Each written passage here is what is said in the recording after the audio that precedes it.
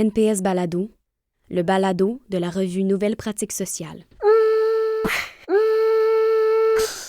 Dans le numéro, justement, il y a des personnes qui abordent les autorotrices, qui abordent les cas des personnes qui consomment des substances. Je pense notamment à l'article de Vincent Wagner et ses collaborateurs, où il aborde la consommation de substances parmi les personnes âgées en centre d'hébergement.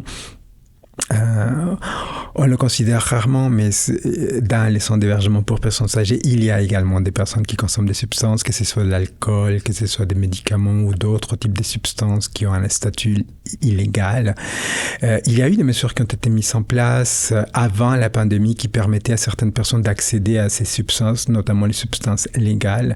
Mais durant la pandémie, plusieurs de ces mesures-là étaient considérées comme non essentielles, donc ça mettait en danger parfois aussi la sécurité et éventuellement aussi la vie de certaines personnes consommatrices.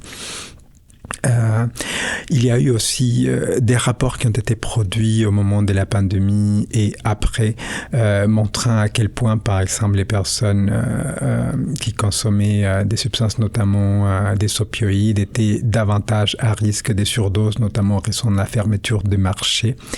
On se rappellera que les frontières étaient fermées et donc les substances que ces personnes consommatrices retrouvaient dans la rue étaient davantage dangereuses en fait en raison de manque des produits pour fabriquer des substances.